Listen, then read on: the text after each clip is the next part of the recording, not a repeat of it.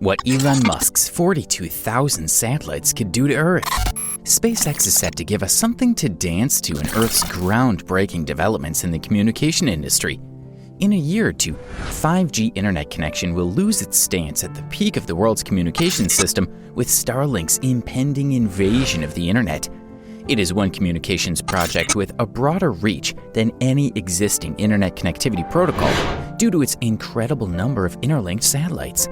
Hit the like button and stay through to the end of the video for more information about Starlink satellites and what Elon Musk intends to do with them. In all the decades that NASA has spent studying and exploring space, we don't think there's been such an intense push to establish dominance in the space industry as we've seen Elon Musk do. It's not by word of mouth or flinging money around. SpaceX achieves accurate results due to Elon Musk and his genius plan. This video will further shed light on the eventual consequences of having 42,000 satellites hover at low Earth orbit for, well, forever. Welcome to your favorite channel, Unlimited SpaceX. Don't forget to subscribe and hit the notification bell for more exciting videos about SpaceX projects and Elon Musk's many controversies. Every time a rocket from SpaceX takes off the face of the Earth on a mission for Starlink, you can expect that the rocket is carrying a minimum of 55 satellites, maxing out at 60 into outer space. They've done this so often that it doesn't feel special anymore. I guess we all get used to greatness at some point and then loom forward to something greater. The Starlink project is the second most impressive SpaceX project we've seen, second only to the Starship. The goal is to create a worldwide connection of a strong network supplying bandwidth across different parts of the world. And this is something that no communication company has ever achieved. The 42,000 satellites benchmark seems colossal, and let us consider the total number of existing satellites in space. They still beat them by at least 15 minutes. Elon Musk dreams of sending all to outer space in just a few years, and he could achieve that in less than a decade if the results of his work on a giant rocket turn out great. Starlink has enjoyed the high-performance Falcon 9 rocket, which recently saw its total satellite launch to 550 by the rocket, and over 2,000 for SpaceX and their clientele's rideshare missions. Starlink aims to become the cheapest alternative option for the internet from one part of the world to another.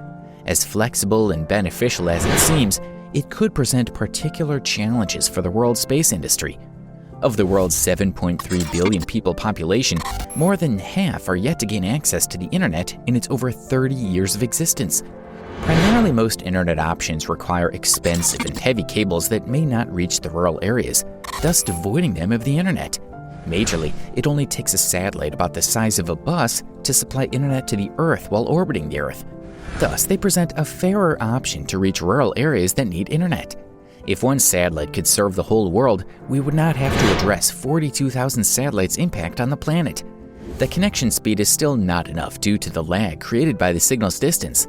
SpaceX has ultimately found a way to eliminate that kind of pressure.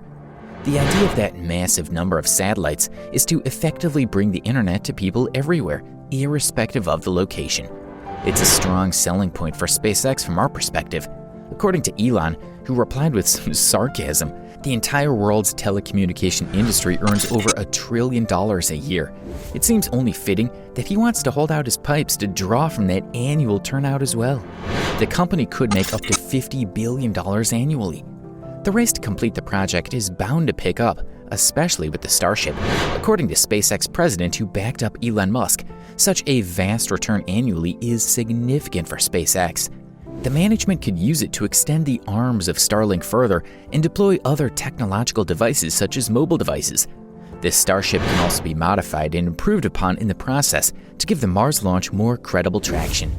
With over 1,000 Starlink satellites already in orbit, they have set a target of about 12,000 satellites that would lift off into orbit across the next 5 years.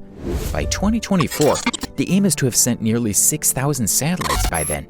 A great expectation is that the Falcon 9 alone cannot deliver the payload they need to low Earth orbit that would fast-track reaching the set target.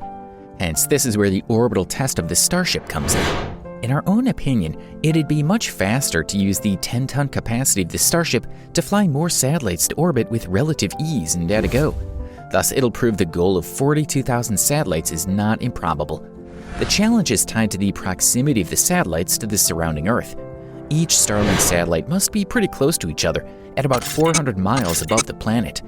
Experts have determined that the delay in connectivity can be eradicated.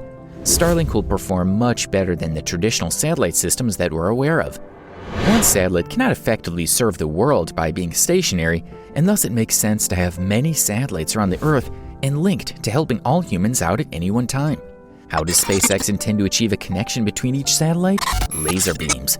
It sounds like something right out of Star Wars, but it is what it is. The beams would create an interconnectedness that would act as the network's backbone. And when that happens, people would not need a massive dish to serve as a receiver for the internet. Starlink's special antenna can effectively access another satellite's laser beam, maintaining internet signal supply. Experts have noted that while it holds a wealth of benefits, satellites may be challenging to hide, given that they tend to appear significantly bright, like little stars in the sky. It is so because the satellites tend to reflect the sunlight. According to them, it's not a small challenge that the satellites could be a source of deception for people who study the stars, like astronomers that observe near-Earth objects or asteroids. The role that astronomy reprises functions to warn the Earth when we're on a collision course with, let's say, an asteroid or a comet, an event that could harm a good part of the world's population. The satellites will obstruct the views of the astronomers in many ways. It would be difficult to detect an impending threat offered by another near-Earth object, and it'll come unthwarted because we never saw it coming.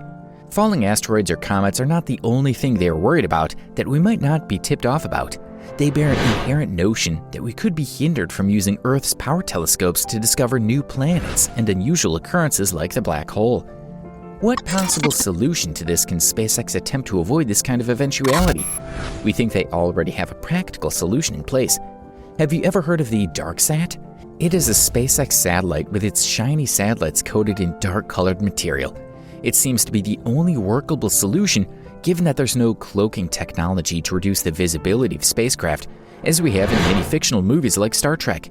Even though effective, it doesn't precisely eradicate the problem if it exists. Satellite collision is a primary concern of the space industry. As we saw last year, specific problems have been raised over these. Starlink satellites can end up crashing into each other and other spacecraft. Other agencies like the Chinese Space Agency have stated that it'd be unfair, and Starlink satellites could end up being weaponized by the US to attack their spacecrafts in other nations. The results of such collision could add more space debris that would go around the Earth and would exist for centuries in space. More waste means that more satellites can crash into other satellites when they contact their bodies.